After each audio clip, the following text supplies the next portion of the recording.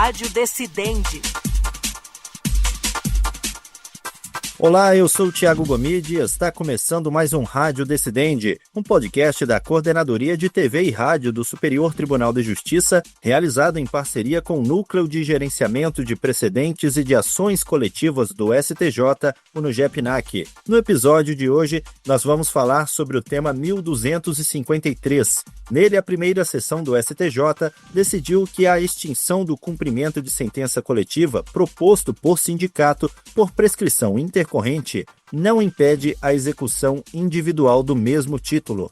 A tese reafirma o papel protetivo das ações coletivas e destaca que a coisa julgada desfavorável ao legitimado extraordinário não atinge automaticamente os representados, especialmente quando esses não participam diretamente do processo coletivo.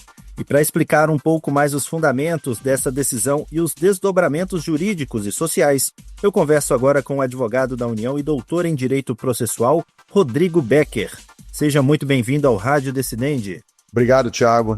Obrigado ao Superior Tribunal de Justiça, Lato Sensu, as equipes que fazem esse podcast pelo convite. É uma alegria, uma honra participar. Estou à disposição. Ok, doutor Rodrigo, vamos começar então explicando aí o que motivou a afetação desse tema e a necessidade de analisar esse assunto sob o rito dos recursos repetitivos. A tese firmada reforça a segurança jurídica? Bom, Thiago, acho que para a gente deixar os ouvintes bem por dentro, do que a gente está discutindo, é importante a gente falar um pouquinho do que foi decidido na tese do STJ no tema 1253. O STJ decidiu, basicamente, que se houver uma execução de uma ação coletiva e essa execução for coletiva e essa execução for alcançada pela prescrição, as execuções individuais não serão afetadas por essa prescrição. Então, esse foi o tema decidido. Execução individual proveniente de sentença coletiva não é afetada pela prescrição da execução coletiva. E esse tema foi afetado para o Superior Tribunal de Justiça como recurso representativo da controvérsia pelo Superior Tribunal de Justiça, porque diversas ações pelo país inteiro, coletivas, levavam, agora não tem mais porque o STJ decidiu, mas levavam a essa questão a ser resolvida. A gente tinha, ou tem, diversas associações, sindicatos, ajuizando ações coletivas. Essas ações coletivas são julgadas, muitas vezes ou algumas vezes elas são julgadas favoravelmente ao sindicato, constitui-se um título executivo, e o sindicato, por alguma razão, ou a associação, por alguma razão, que aqui não nos convém, deixa prescrever a pretensão executória. E aí, o que nós, da União, alegamos é que essa prescrição da pretensão executória alcança todo tipo de pretensão executória, seja dos legitimados coletivos, seja dos legitimados individuais. Mas o STJ entendeu diferente. O STJ entendeu que, na verdade, uma prescrição não alcança a outra pretensão. Então, o que motivou efetivamente foram essas decisões, e efetivamente, nesse caso concreto, decisões do TRF da 5ª Região, que entendiam que a prescrição individual não era alcançada pela prescrição coletiva. E aí, a União, tendo em vista vários julgados no TRF da 5ª Região, não só no TRF da 5ª Região, mas efetivamente lá, porque foi lá que nasceu a questão, a União trabalhou no sentido de fazer com que isso fosse afetado para que fosse decidido, ainda que contrário aos interesses da União, mas que isso fosse decidido de uma vez por todas, para que a gente pudesse resolver essa questão na sociedade, aí, sobretudo no âmbito jurídico. E tu me perguntou se isso afeta a segurança jurídica. Particularmente, na qualidade de advogado da União, eu entendo que a decisão do Superior Tribunal de Justiça, ela acaba possibilitando, e aí vai contra a segurança jurídica, ela acaba possibilitando que haja desídia por parte dos sindicatos e das associações, que eles deixem prescrever as execuções, e isso não vai afetar os indivíduos, não vai afetar as pessoas que tenham aquele interesse em executar aquela sentença individualmente, e, do ponto de vista do Estado, do ponto de vista da sociedade, isso gera, a meu ver, insegurança, porque você acaba retirando do critério tempo, do critério temporal, você acaba retirando disso uma previsibilidade de quando vai ser ajuizada a execução. Então, assim, é como se você desse hoje, numa execução coletiva, você desse hoje para o indivíduo um prazo maior para executar, porque ele vai depender do prazo da execução coletiva. Então ele tem um prazo, além da execução coletiva, ele tem um prazo dele individual, da execução individual, que não se confundem. Então você tem um prazo maior para indivíduo executar uma ação coletiva, algo que não ocorre, por exemplo, com ações individuais e execuções individuais. Então, a meu ver, a decisão do STJ acaba retirando um espectro de proteção da sociedade no critério temporal. Mas veja, é uma opinião de quem, obviamente, vê a questão do ponto de vista do Estado, né? Ok. Doutor Rodrigo, explica um pouco para a gente qual é a diferença aí entre a execução coletiva promovida pelo sindicato e a execução individual pelo representado. Boa, Tiago. Basicamente, quando uma decisão é proferida, e essa decisão ela tem um caráter condenatório, abre-se uma pretensão de executar essa decisão, de fazer cumprir aquilo que está previsto na decisão. Muito bem, isso independentemente de ser coletivo ou individual. Isso é da natureza da teoria geral das decisões judiciais. Então você tem uma decisão com conteúdo condenatório e você precisa executá-la. No momento que você precisa executá-la, você precisa fazer cumprir. E para fazer cumprir, você precisa então executar. Isso é o dia a dia dos processos no Brasil inteiro, funciona assim. O que acontece é que nós temos a possibilidade de ter ações coletivas. Ações coletivas são aquelas ajuizadas, no caso específico, né, da nossa discussão, são aquelas ajuizadas por legitimados coletivos, são legitimados que têm a possibilidade de falar em nome de outras pessoas, e essas ações coletivas, portanto, vão formar um título executivo coletivo. De um modo bem informal, você tem um legitimado, no caso o sindicato, e ele pode ajuizar ações para buscar direitos das pessoas que são sindicalizadas. Então, em vez de cada pessoa entrar com uma ação, o sindicato ele entra com a ação em nome de todas as pessoas. E aí o título judicial formado nessa ação, quando esse título, obviamente, for favorável ao sindicato, esse título dá direito a todas aquelas pessoas do sindicato de promoverem a execução. Então elas podem, cada uma delas, pegar o título e falar assim, olha, eu ganhei uma ação. Eu não fui a autora da ação, mas o sindicato ao qual eu pertenço foi o autor da ação e, portanto, eu tenho direito. Agora, ao lado disso, nós temos também a possibilidade do próprio sindicato executar essa ação. Afinal de contas, ele foi o autor da ação coletiva. Então, ele pode executar coletivamente. Ou seja, ele executa para todas as pessoas. Então, num caso concreto, vamos pegar um caso concreto. O sindicato ajuiza uma ação buscando um direito específico para os seus sindicalizados. Ao final, ele vence essa ação. Esses sindicalizados vão passar a ter direito àquela questão que foi resolvida. Pois bem, aquela questão que foi resolvida agora precisa ser executada para que o Estado cumpra. No caso aqui, a União, mas pode ser estados ou municípios, enfim. Para que o Estado cumpra. E, uma vez que é executada, a pretensão, ou seja, a vontade do sindicato passa a ser a seguinte: faça cumprir essa decisão. Faça cumprir essa decisão.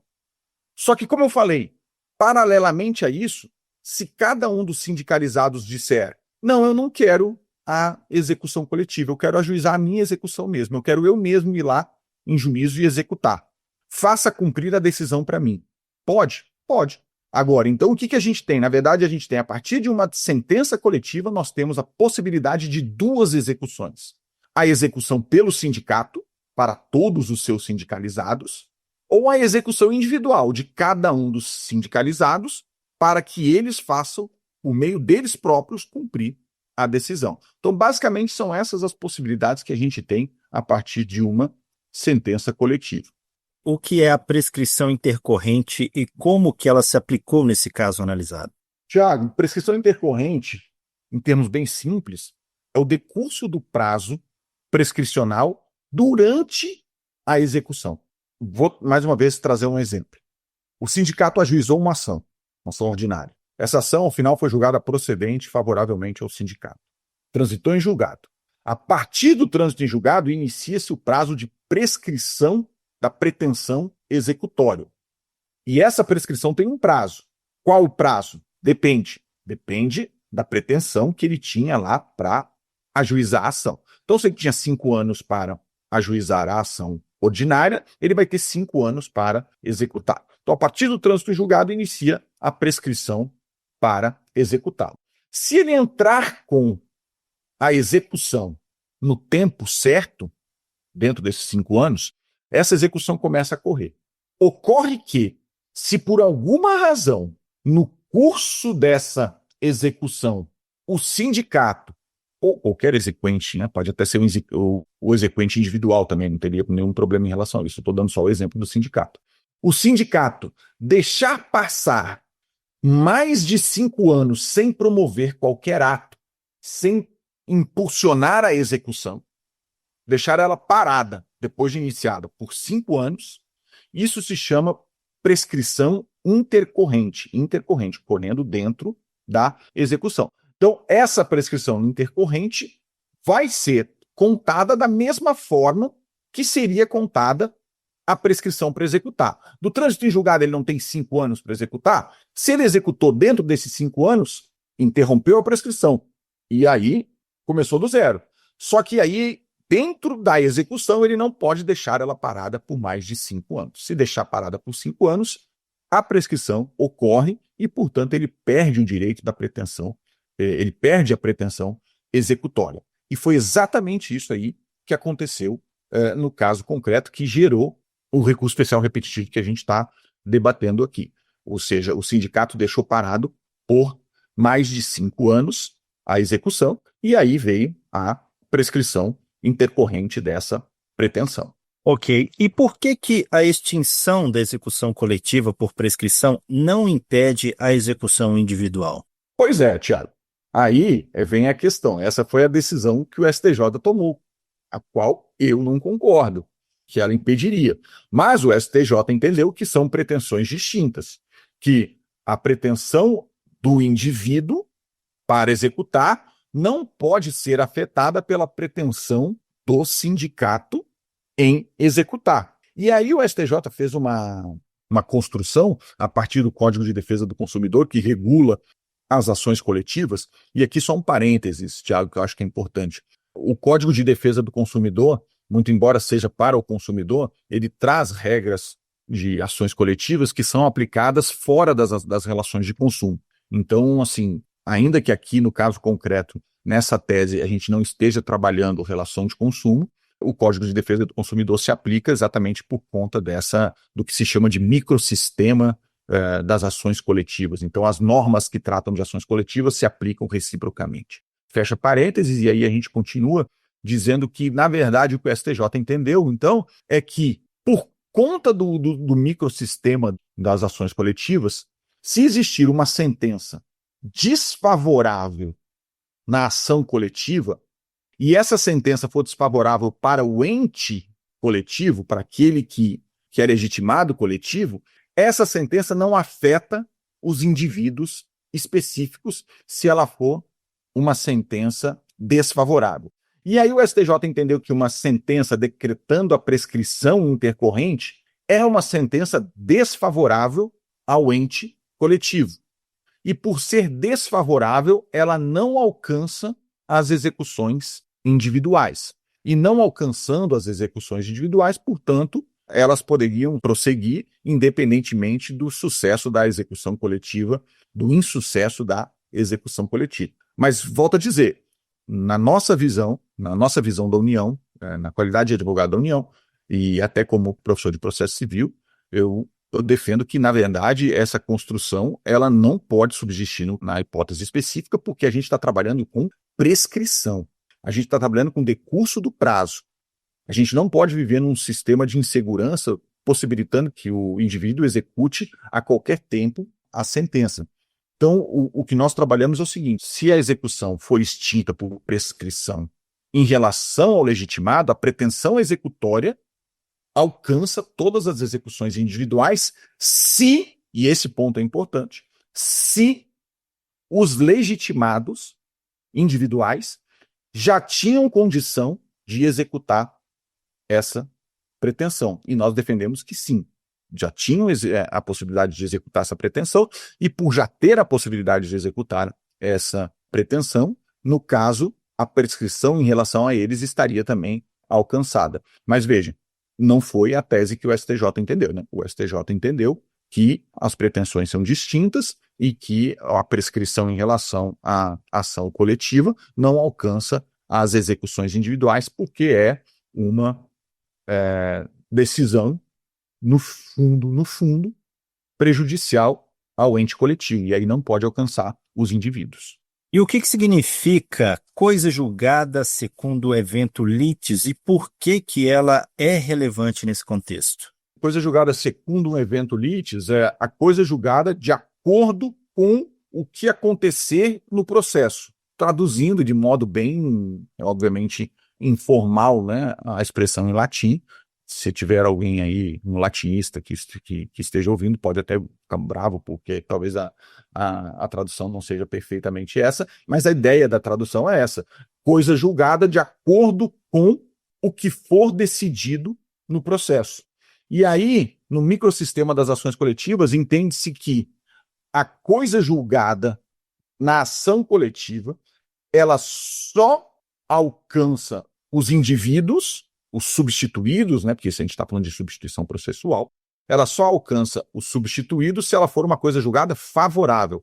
Se ela for uma coisa julgada desfavorável, portanto, ela não alcança os substituídos. E aí veja que é exatamente a expressão: de acordo com o que acontecer no processo.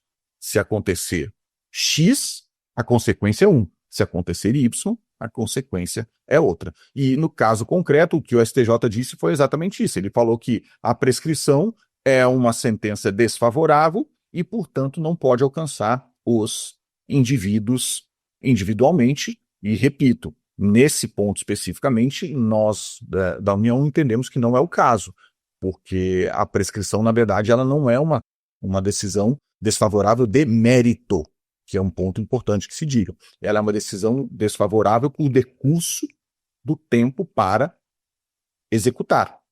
Diferentemente se houvesse, por exemplo, uma decisão na execução que trabalhasse com o mérito da pretensão, dizendo: isso aqui não pode ser assim. Aí você tem o alcance em relação aos indivíduos. E quando que a coisa julgada coletiva pode se opor aos membros do grupo representado? De acordo com o microsistema das ações coletivas, da coisa julgada segundo o evento litis e tudo mais, a coisa julgada se estenderia aos indivíduos, aos substituídos, aos legitimados individuais, elas alcançaria eles caso a coisa julgada fosse favorável a eles. Então vamos esquecer um pouco a execução, vamos pegar uma ação coletiva lato sensu, uma ação ordinária coletiva lato sensu. O sindicato entra com uma ação e a pretensão do sindicato é julgada procedente, dizendo: os seus substituídos, os seus sindicalizados, têm direito à pretensão que você propôs. Esse direito passa a se incorporar nos indivíduos e os indivíduos passam a ter esse direito e eles podem, como a gente falou agora há pouco, eles podem executar individualmente ou esperar que o sindicato execute. Muito bem. Mas é possível que a pretensão do sindicato seja julgada improcedente. Improcedente, por exemplo, por insuficiência de provas. O sindicato não provou.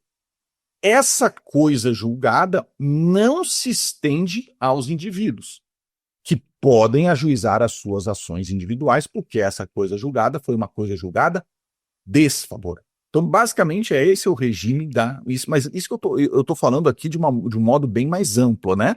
A gente poderia tecer a minúcias e discutir os tipos de legitimação extraordinária, os tipos de direitos perseguidos, porque aí a gente tem os direitos individuais homogêneos, difusos, coletivos estricto sensu, e aí pode ter um pouquinho de diferença no regime, mas eu estou dando aqui um panorama geral, tá? Ok. E como que o STJ lida aí com situações de desídia ou inércia, né, do substituto processual na condução dessa execução coletiva? Então, esse foi o que o STJ decidiu aí, né? Ele decidiu que essa desídia do sindicato, essa desídia do legitimado coletivo não afeta os indivíduos. Vejam, o que o STJ decidiu, a partir do momento em que a execução coletiva é ajuizada, é como se houvesse uma interrupção, se não me engano foi até essa a expressão usada no acordo, é como se houvesse uma interrupção para o legitimado individual. Então interrompeu a pretensão do legitimado individual com o ajuizamento da execução coletiva. Enquanto a execução coletiva não se resolveu, o executado individual fica parado esperando.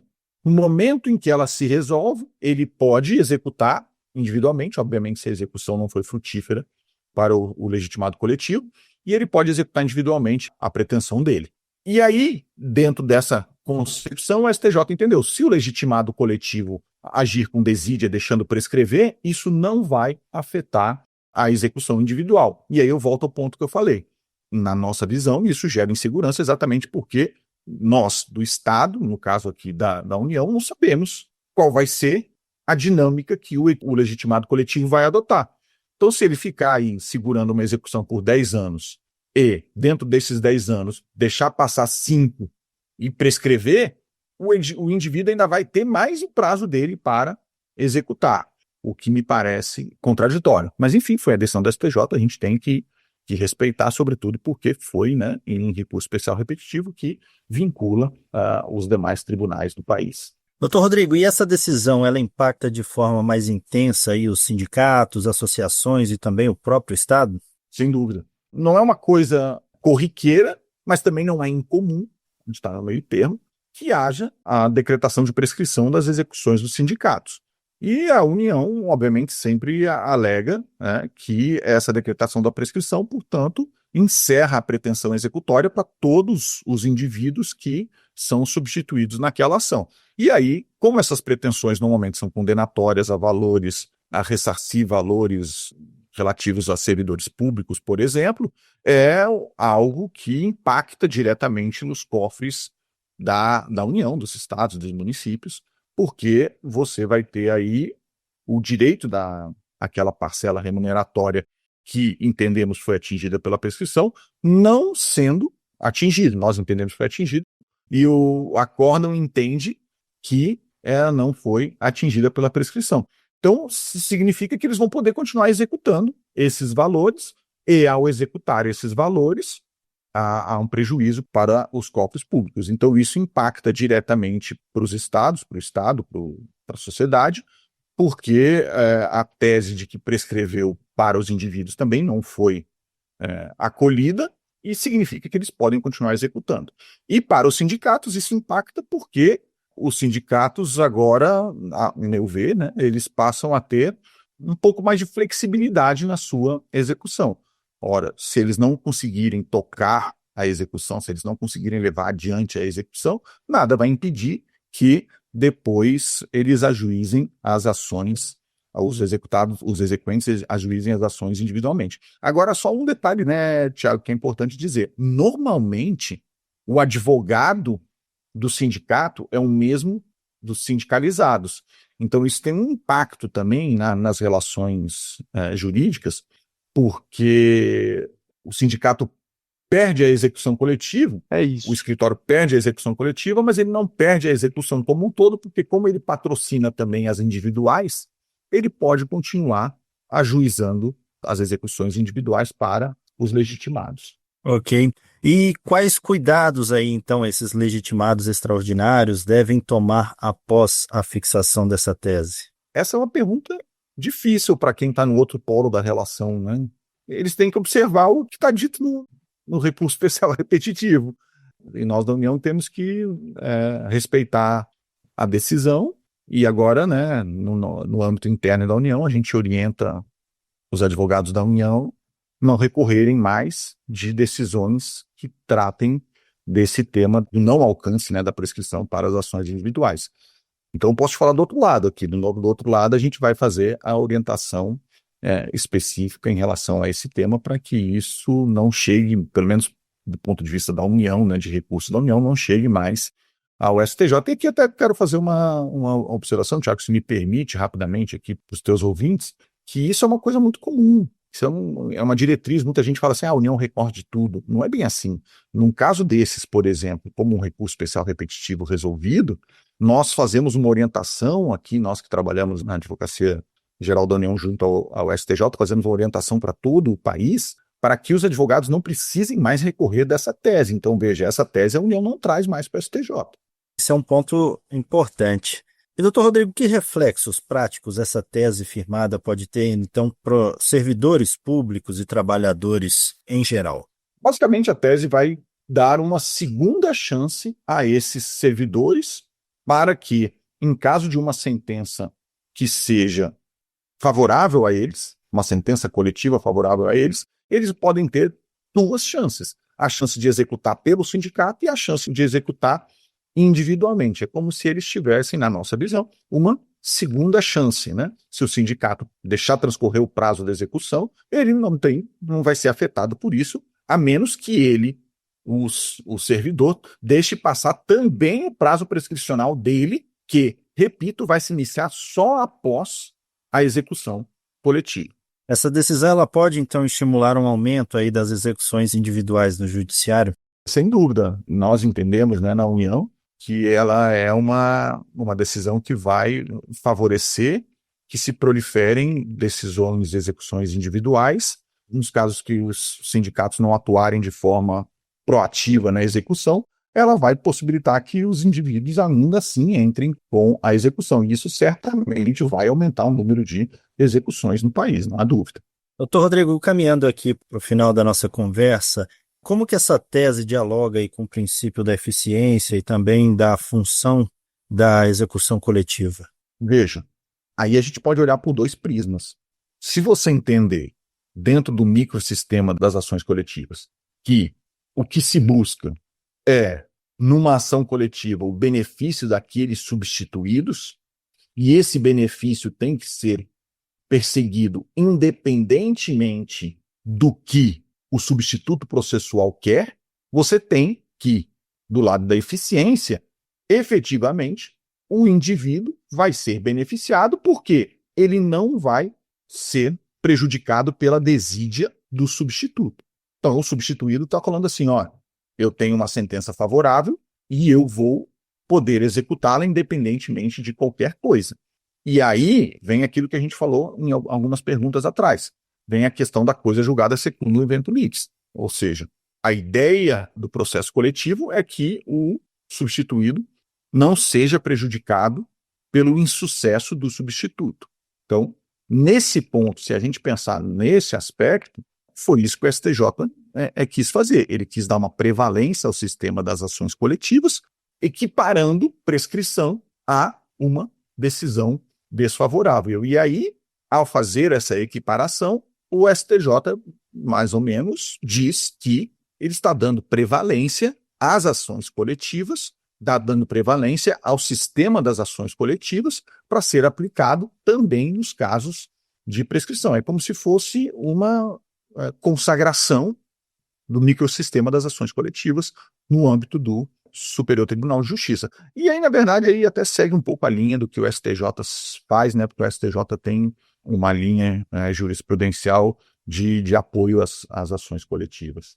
E para a gente finalizar, o julgamento desse tema 1253, ele representa uma consolidação do entendimento da Corte ou pode abrir aí caminho para revisões futuras?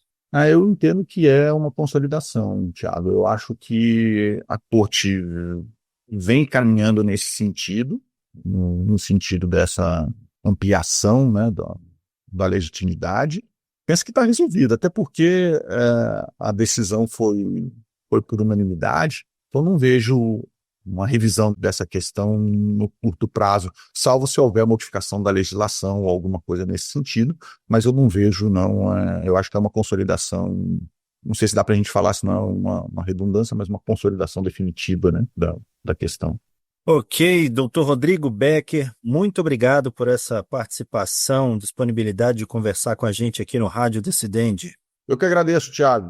É muito importante a gente poder explicar, né, as decisões proferidas pelo Superior Tribunal de Justiça, e agradeço, sobretudo, Thiago, o convite, porque é uma decisão que é desfavorável à União, e eu fui convidado ainda na qualidade de advogado da União.